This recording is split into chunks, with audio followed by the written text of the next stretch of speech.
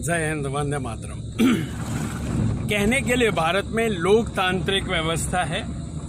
देश के सभी नागरिकों को समान रूप से इस देश में रहने और जीने की आज़ादी है। परंतु क्या ऐसा है? एक दामोदर उपाध्याय करके व्यक्ति है, उसने खुलेआम ब्राह्मणों को देश से बाहर भगा देने की चुनौती दी है।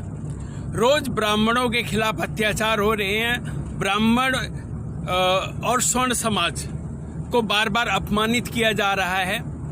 झूठे SC ST के मुकदमे दर्ज होते हैं और अगर स्वर्ण समाज की भावनाओं को आहत करता हुआ SC ST समाज कोई कार्य करता है, देवी देवताओं को गाली देता है, तो उसके बारे में कोई भी FIR नहीं लिखी जाती है। हाँ, झूठे SC ST एक्ट लगाए जा रहे हैं सभी स्वर्ण समाज के लोगों पे।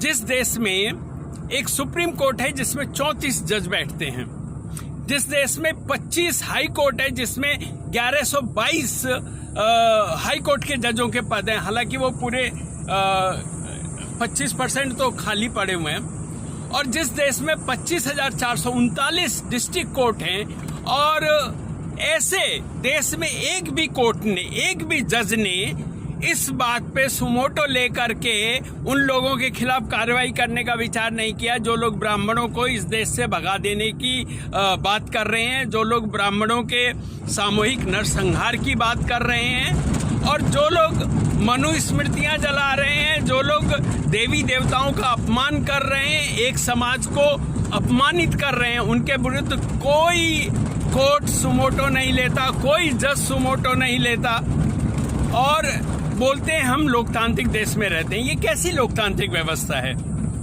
तो कहना ये है कि अत्याचार अन्याय हो रहा है, और अगर अत्याचार अन्याय इस प्रकार होगा तो उसका एक्शन का रिएक्शन भी होता ही है जब समय आता है। तो इन चीजों से समाज को निकलना होगा। ये जो राजनीतिज्ञ लोग हैं, ये लोग जानबूझकर ये चीजें कर रहे हैं। स्पेशली वर्तमान में जो हमारे देश का प्रधानमंत्री है, वो इस एक विकृत मानसिकता का व्यक्ति है। वो समाज में विघटन की स्थितियां पैदा कर रहा है। वो जानबूझ के सनातन और हिंदू धर्म को कमजोर करने के लिए इस तरीके की व्यवस्थाओं को अपना समर्थन दे रहा है। जय हिंद, वंदे मातरम।